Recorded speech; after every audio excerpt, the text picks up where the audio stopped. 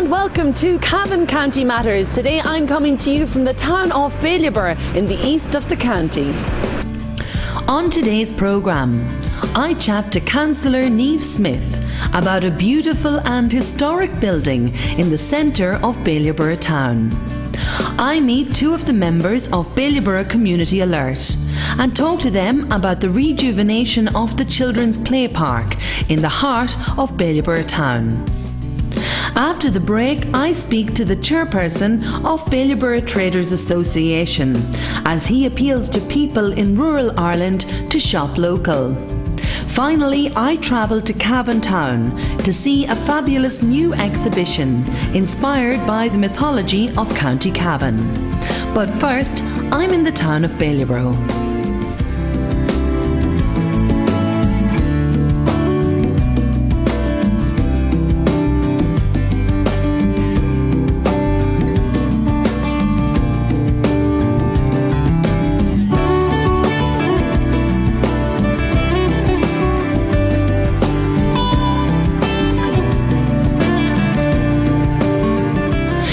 Tell us where we are. Hi Karina, you are very welcome to the main street in Bailieborough in East Cavan, and we're standing here in what is typical Irish weather, but in the hub of activities here on the main street in Bailieborough itself. Now this building behind you is an impressive structure. What is it? This is the courthouse in Bailieborough, and it is, as you said, a very impressive, I suppose, flagship building on the main street in Bailieborough. We had hoped to keep this kind of as the hub of activities on the main street in Bailieborough. In its day, there used to be court services here and many activities along with the council activities here. There used to be water services and housing services and everything else, but unfortunately I suppose with the restructuring of municipal districts we have lost a lot of those services, including the court service, which was a big disappointment to the town and the area. But currently we still have the road services for the County Council here in Bailieborough, which is really important. Niamh, what some people mightn't realise when they look at this building first is that there's actually a world of buildings behind it as well. There used to be an old jail here. Yes, the Bridewell Jail is here, and I think it's one of maybe two in the country, Karina, and it's of huge historical significance. So this building, while it's so impressive in size, it's also impressive as regards the heritage and culture of the town itself, and that's why we have to, I suppose, work to try and keep and maintain this building in the town. While we have lost the court services, we have to try and attract new services to this courthouse to have it developed further, because as you said yourself, it's of huge significant historical importance here in the town as well. Niamh, I mean, I know we're seeing buildings right across rural Ireland closing, post offices and different services. It is hard to keep buildings like this open. It takes a concerted effort by everyone. It does indeed, and I suppose it is a sign of the times where a lot of services are being taken out of towns. But Bailieborough is the second biggest town in the county, and I suppose so far away from Cavan Town, on the periphery, if you like, of East Cavan, it is absolutely so important that whatever services can be maintained, and in fact new services brought to buildings like this to try and develop them, to keep footfall on our main streets, and I suppose to keep our main streets, to the integrity of those main streets intact. I know somebody that I spoke to just there earlier mentioned that, you know, they thought that the old jail would be the perfect place for a youth cafe or a cafe kind of style place. I mean, this is what you need to do, I suppose, as a community and as a society. We need to look at keeping what we have and making it new as well. Absolutely, Karina. We have to, I suppose, be more lateral thinkers and think outside the box. And I suppose with that in mind, we can look to Belturbet, where they have done fantastic work with the courthouse there and turned it into an all-round community civic amenity where people can go in and do drama classes, or there is that we provide a cafe in the town. And actually I would be hoping that the County Council would actually, I suppose, take a look at where we are geographically and look at what extra services they could actually provide out of a building like this. I mean, Niamh, if this building was to close and the doors were to be shut, I mean, I suppose we're looking at territory where it's open to vandalism, it's not being used. Obviously it'll fall into disrepair with no heating and nobody coming in maybe ventilating, airing it out, and that's really not something you want to see in the centre of any town. It's not, and of course it's been a phenomenon, if you like, unfortunately since 2008 of many's a main street. We have got derelict buildings, closed shop units and all that, and we have to try and turn that all around now and make these buildings, you know, bring them, I suppose, to the fruition of what the potential that they have, and develop them as much as possible. On a more positive note, this building does and is in the hands of Cavan County Council, and I know that there's plenty of goodwill there among the officials themselves to see this building maintained and developed. So I look forward to maybe over the next couple of years seeing what funding we can get through the County Council, through local community groups, to bring this people in together into using this building and making it an even more exciting, I suppose, accessible place for the public here in East Cavan.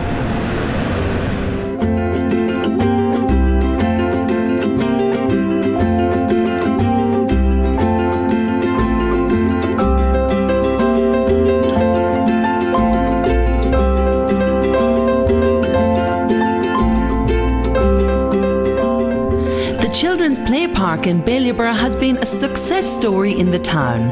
I speak to two local men who were heavily involved in the rejuvenation of the park. Lads, we're here in the town of Bailieborough, but tell me where we are. Well, sure, we're in a playground here in the town of Bailieborough. That's the way it should be, and it's credit has to go to Councillor Niamh Smith, because Niamh actually got me involved with the community text alert 3 years ago, and she's into everything that's not good in the town. And the playground a few months ago was in bad repair, you know what I mean, but Niamh got it all together. Tell us what the playground was like.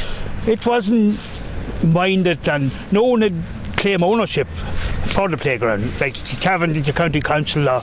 So we as a community alert team got involved here, and we tidied it up, and we've it opened in the morning time and open at night, and there's the CCTV here 24/7. Eamon, talk to us. I mean, so the council built this play park, but unfortunately it just wasn't being maintained. They were paying insurance and different things like that, but there was nobody taking ownership of the park as such. That's right, and the place had gone into disarray, and nobody was coming to play in it because they felt it was unsafe, and we took on then and we tidied the whole place up and cleaned it all up. Was that a big job?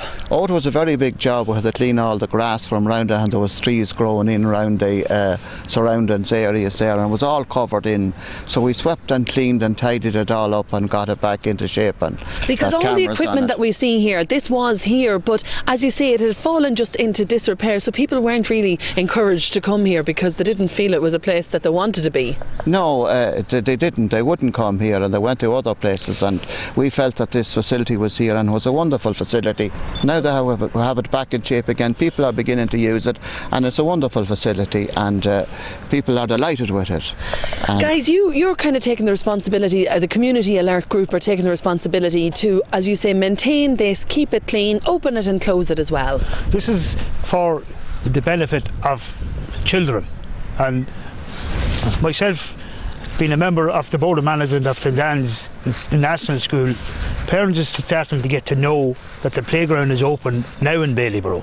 It's open for the children, not for us. It's for the benefit of the children, and after all, swing for special children is after being delivered here this morning. We'll talk about this. This is exciting news because we landed, and as we were coming, so too was a new piece of equipment for this play park, which is going to make it accessible to all. Can you tell us, Eamon or Kevin, what we've got? Well, it is a swing there for special needs, and it was a bit of fundraising to get it here, and it's great to see it that it has arrived today, and we're all delighted with it, and it's just fantastic. This is a swing. It's a special swing. It's kind of got extra support and a harness system, so somebody maybe with a back trouble or maybe a wheelchair user, this is going to help them and include them in the play park. That's right, yes. It will give them a great chance to play here with the rest of the children, you know, and sure, we're delighted with it, yes. And it's a big part of what we have to do in society today is be inclusive, of course. Well, again, as I say, special children is important also, and they have to be involved in everything also. Yeah, absolutely. And credit has to go to Niamh and us as a committee to get this into place. And this morning, great. I know it's a cold, wintry morning in Bailieborough, but in summertime this will pay off. Absolutely. Yes. Yeah. I mean, what's nice about here, Eamon, I suppose, is it's a place where a whole family can come. We've got benches here on the side. You can sit and watch the kids playing. You can have a picnic, and that's really what's going to be happening. Where I suppose you guys are setting the roots now for the summertime and the wonderful times that are going to be had here in the play park. Oh, that's right. Yes, it's a beautiful place round here, and nice and quiet, and plenty of place for picnics and that, and you're not in the way of anything. And we are delighted to have it, and to keep it in good shape is what we intend to do. But listen, it's a wee bit nippy this morning. We've been here for a while. Maybe it's tea time, is it? Well, sure, go for a cup of tea would be grand at this point in time. It would warm us up anyway. Well, listen, I want to wish you Bailieborough Community Alert and this new play park as well, which has been, I suppose, rejuvenated and is looking exceptionally well today. Even on a cold day in Bailieborough, it's beautiful and bright, and we wish you the best for the future. You're all welcome to Pine Grove for a cup of tea. Come on in. Wonderful. Let's go and have tea.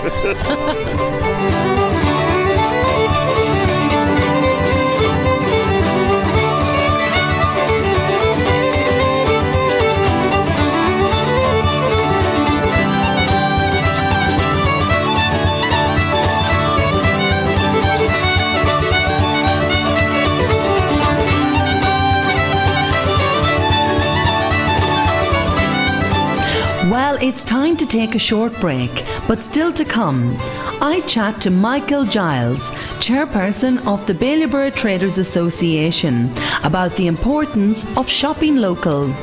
And I'm in Cavan Town to see a new exhibition by Cavan ladies Jackie O'Neill and Michelle Harton. Lots more to come, so don't go away.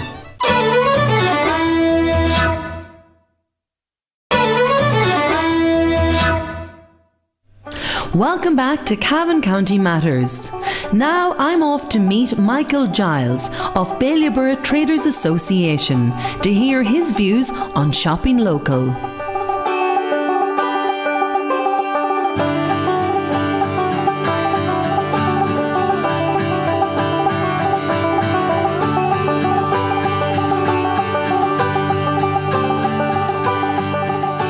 Michael, you're the chairperson of the Bailieborough Traders Association. Small businesses across rural Ireland, they're struggling at the minute. Absolutely, yes, there's no question about it. And the smaller the town, the more difficult the struggle is. BDA was, the Bailieborough Business Association was set up 5-6 years ago to try and tackle this problem. Started the recession. Now, things were made much more difficult here in Bailieborough because a giant supermarket group set up on the periphery of the town. The initial reaction was that, oh, well, this should be of great benefit to the town. Of course, the very opposite occurred. And we were left with 46% of our premises today are closed. In the town? In the town, yes. So roughly nearly half of the businesses almost half of in Bailieborough have closed in the last number of years. Yes, but what has happened in our case, I know it's happening right across the country, but what happened in our case was this major business was set up on the periphery, and as you say, the traditional businesses have all pulled out of the middle of the main street, with us anyway. What we're facing is the major difficulty of trying to find replacement businesses for this huge amount of excess vacant premises which we have. I mean, as a traders association, as a business association, what are you trying to do to bring people back into the centre of the town here? Well, one of the things that we did was last year we met Cavan County Council, and this is, again, trying to do something about what has happened and trying to bring, as you ask, things back into the centre of the town. We met with Cavan County Council. We had a plan, and they approved of the plan with us of trying to rejuvenate the streets. In all fairness to them, that was done.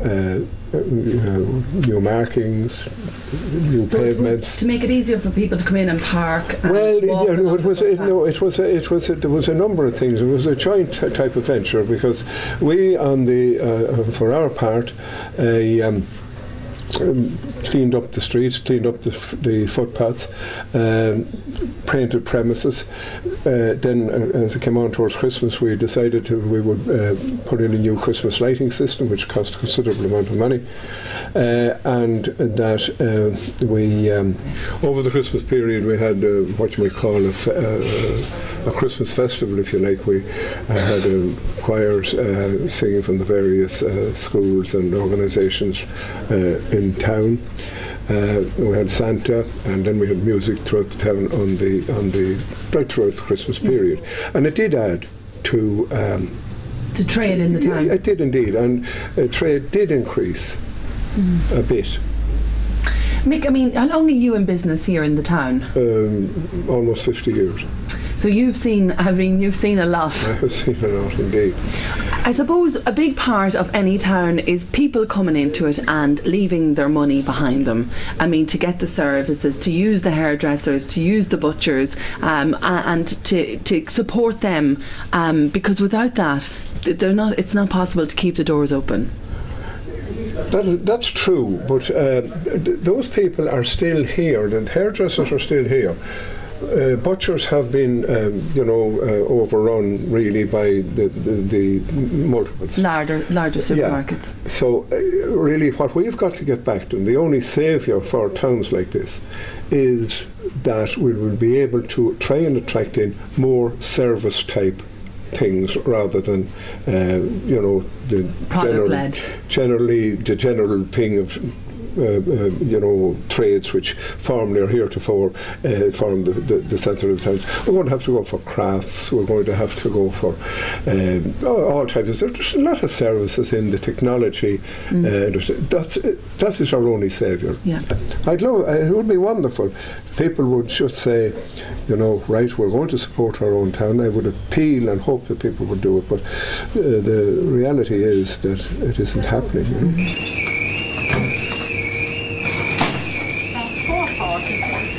Paddy, we're here in the town of Bailieborough today. We're focusing on the idea of shop local. Do you think that's an important thing for a town? I think it's crucial. I think, in a time where, we've heard about the recession, we've heard all of those kind of things, but if we want the small shop or even the medium-sized shop to survive, at what stage do we stop closing small shops? Do we just put in a huge superstore and close every other shop in the town, make it like England or parts of Northern England, satellite towns feeding into the Birminghams or the Londons? So we'll do the same thing on the East Coast. We'll have on the East Coast we'll have Dublin, on the West Coast we'll have Galway, South we'll have Waterford, and we maybe have a Dundalk, and then everything else just goes away. I think it's just so important to keep the vibrancy of a small shop. This young man in here, he has 4 or 5 locals employed, he's a young family, he'd be buying cars, he'd be putting kids through college, he'd be generating money back into the economy, and in the long term the fella who wants to shop maybe at a discount store will realise when his child wants a job at 17 or 18 there is no jobs, we've done away with all that, so now you get to pay full black for your kids, for everything like that. So I think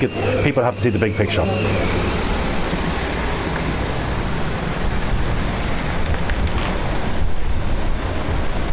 So Michael, I mean, what's your hopes, a businessman in the town of Bailieborough for the past 50 years, what are your hopes for the town? The hopes for the town is that we will, the different organisations will get together. Mm-hmm. There are opportunities in tourism, and there are opportunities in crafts, and that we will put together a plan to try and rejuvenate the centre of the town and try and get more people, better footfall into the centre of the town. That can be achieved.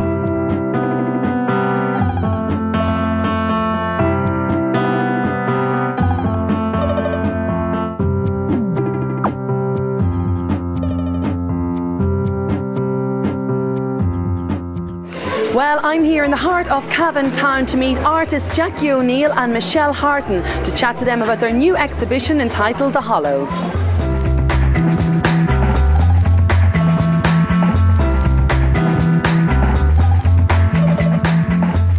Jackie, where did the inspiration for this exhibition, The Hollow, come from?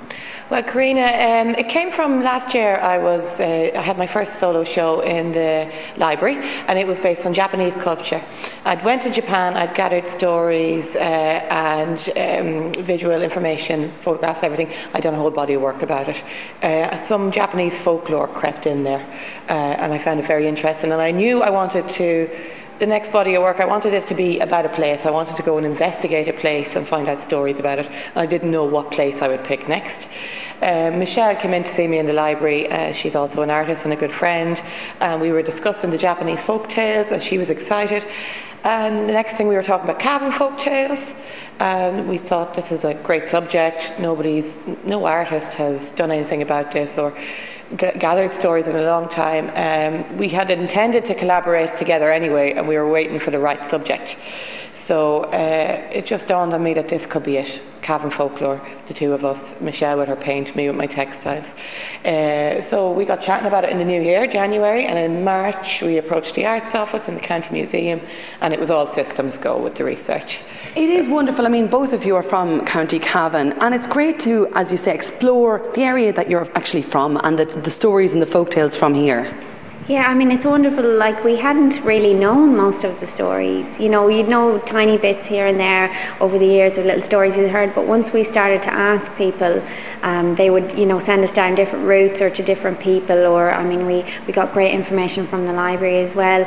So, like, originally we kind of been talking about Irish folklore in general, but it was such a broad subject, and then even when we broke it down to Cavan, I mean, what's here is a tiny collection of the hundreds of stories that we've collected over the year. We've been researching since February last year, so you know it's a huge collection of stories, and it's something you could really continue on with forever. I think what you're saying is there could be a hollow part two with all of what you have. Michelle has made a fairy tree. It was a lovely idea. It's for, you know, obviously inspired by the original fairy trees where people made wishes, but she's asking people to make a wish, tie a ribbon, but also add a story if they have it. So if you have a folk story that perhaps isn't depicted here yet, or something else, a little local colloquial story, to put it down. Yeah, and it might be depicted here because there's so many versions of the one story. That's the beauty of it. There's no right or wrong. So we're collecting more in this way. We're chatting to people when they come in, and yes, there might be a hollow part too, who knows, because it's just so rich and it's such a wonderful subject. The paintings were just one part of the story that might have moved us, but like you might see something completely different in your head when you heard the story, you know. So I mean, there is a great body of work here, and I really feel like your two styles really complement each other when you step in here. It's an absolutely fabulous exhibition. If people would like to get in contact with you guys separately, Michelle, start off, how can people get in contact with you? Well, my website is michellehartonart.com, and on Facebook I can also be found at Facebook/MichelleHartonArt. Karina, I go under the name of Dotty Was a Dare, so that's DOTTI was a dare, the animal. So my website is www.dottywasadaDare.com, and my Facebook page is Facebook.com/DottyWasADare.